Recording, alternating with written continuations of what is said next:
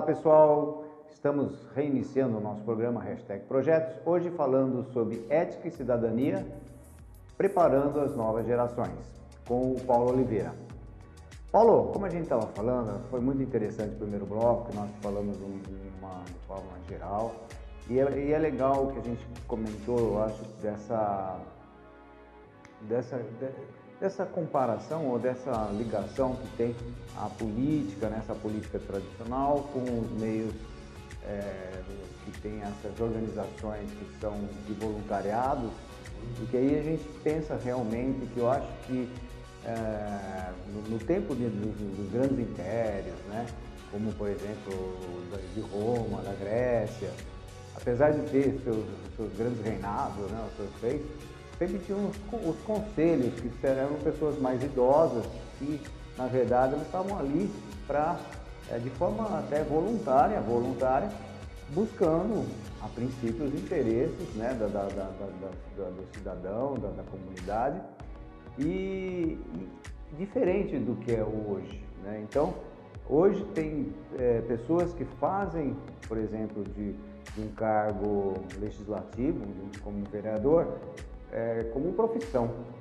Então começa isso a ter um choque, né, na verdade, em relação ao objetivo dessa função tão importante.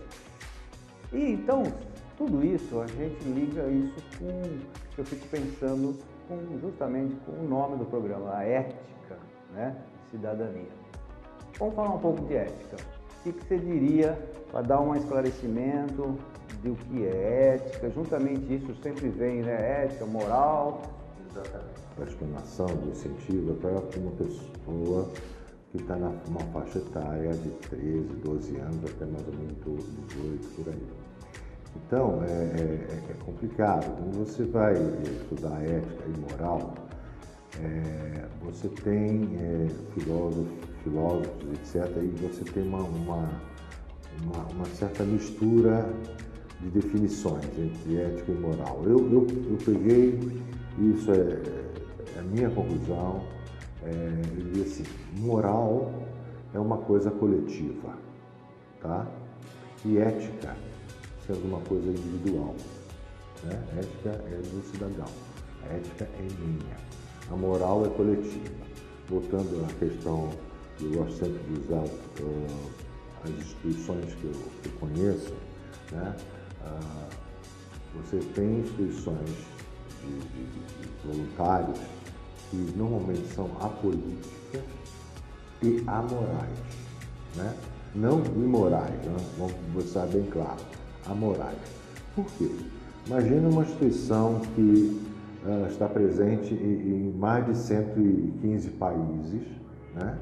Se ela tiver alguma restrição moral, ela não vai poder ser tão expandida, né? Porque cada região ou cada grupo de pessoas tem um conceito diferenciado de moral, né?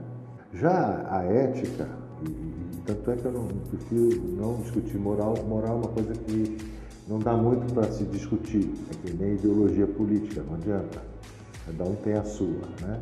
Já a ética, por ser uma coisa, na minha visão, individual, né, é uma coisa que você pode escolher para você, é uma escolha, né?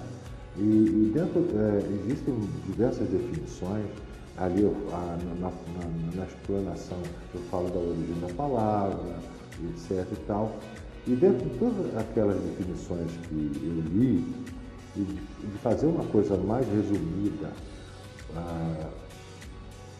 como se eu tivesse 14 anos, 13 anos, para eu entender, para não ficar um assunto muito profundo e rebuscado, eu vi uma definição de 3 perguntas, né? A primeira é se eu quero, a segunda se eu posso e a terceira se eu devo. Eu tenho que responder essas 3 perguntas. Por quê? Porque tem coisas que eu posso e não quero. Tem coisas que eu quero e eu posso, mas não devo.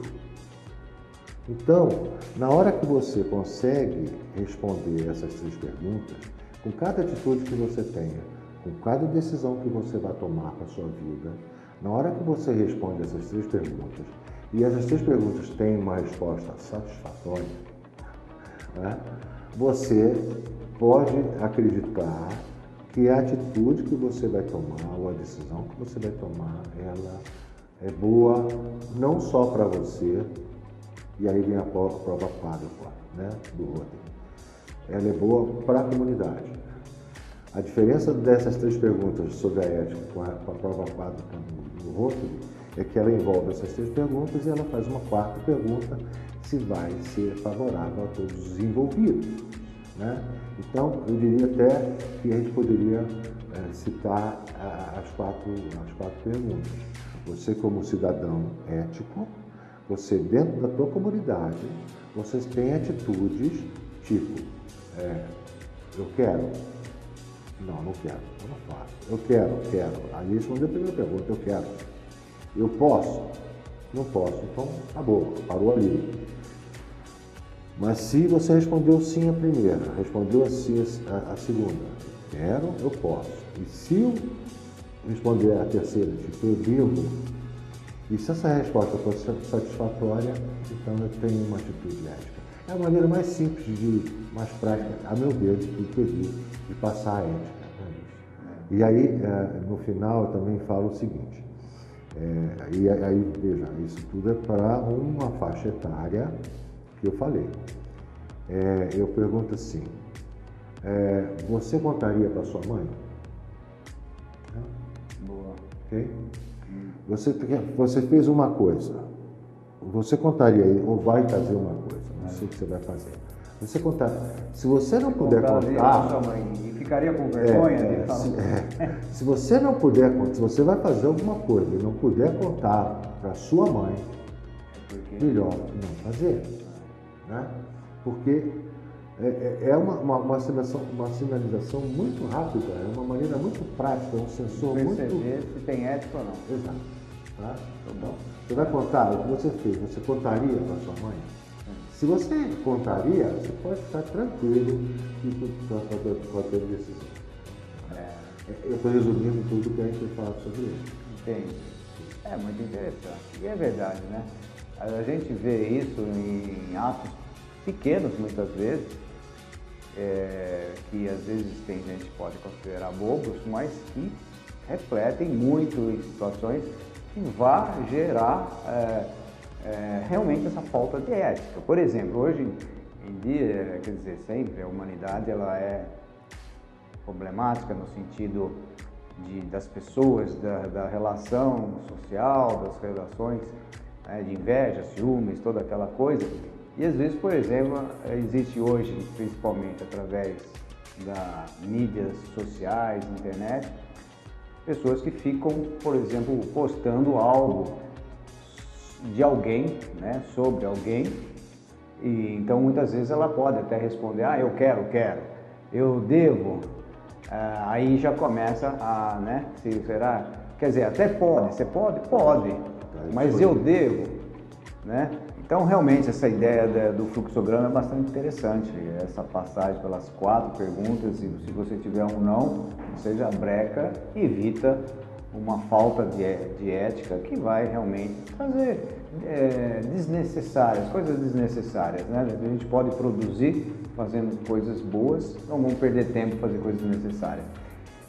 Gostei muito também dessa sua forma, né, de que quando a pessoa fala aquilo para sua mãe e ela vai sentir vergonha daquilo, ou ela nem consegue falar para sua mãe sobre aquilo, então é como se é o não para que aquilo, né, dê sentido, dê continuidade ou que possa colocar em prática. Então realmente são uma lição muito interessante que você colocou aqui.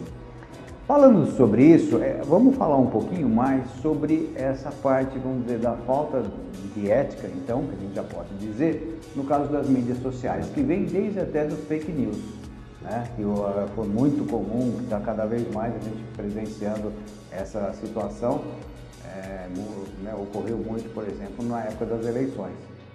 O que você fala sobre as mídias sociais? Isso é muito importante porque, veja bem, se a gente está falando para jovem, e o jovem é um heavy user de redes sociais, ele está com material disponível e ele pode fazer uso por impulso, ou seja, ele está fazendo as publicações dele, os comentários e tudo por impulso, sem não dá tempo para fazer nenhuma pergunta, né? Das 3 e tal, ou das 4. É verdade. Então, quer dizer, como é um processo muito instantâneo, muito rápido, online, etc., ninguém acaba se policiando, ele não é só jovem, adulto também, né? E aí você tem uma bola, é feito bola de neve, quer dizer, uma coisa impensada, que não tem que fazer análise, uma coisa instantânea, isso entra numa rede de informações e se espalha. Mesma coisa que gera uma fake news, às vezes, involuntária. Existem 2 fake news, né? Eu vejo assim, grosso modo. Existe uma fake news que é proposital, né? Onde você percebe nitidamente a origem, mas essa fake news é no jovem, mas a nível de jovem, eu faço assim, na minha época nós tínhamos uma brincadeira que era chamada telefone sem fio, né? Naquela época o telefone tinha fio ainda, não tinha celular, né? Mas tinha uma brincadeira de telefone sem fio, sentávamos todos um ao lado dos outros. Vou contar porque tem pessoas que não passaram por isso, né? Então sentava uma pessoa atrás do lado da outra, essa aqui falava uma frase para a primeira, né? Baixinho, e a segunda falava para a terceira, sem todo mundo ouvir, tal. Quando chegava no final da linha, a gente comparava a frase que o último componente recebeu com relação à frase que o primeiro recebeu. O primeiro emitiu. O primeiro emitiu. Exatamente. E parecia outro assunto. Parecia uma outra coisa, que as coisas eram deturpadas no caminho. Então ali a gente já tinha uma prévia do que seria uma coisa sem fio que hoje chamamos de internet, né? Então, imagina essa ferramenta que é extremamente utilizada pelo jovem, né? Sendo usada online instantaneamente, sem nenhum tipo de filtro, sem nenhum tipo de questionamento, não tendo espaço para nenhum tipo de análise. Verdade. E uma pessoa vai lendo, vai passando para a outra, e estão brincando de telefone sem fio. É verdade. O pior que ela é uma forma de imprensa, vamos dizer, né? Não é a imprensa como antigamente, de jornalismo, de imprensa, mas é uma forma de imprensa. Todo mundo é seu editor. Isso, que na verdade veio complementar a imprensa, mas que não tem o rigor que tem um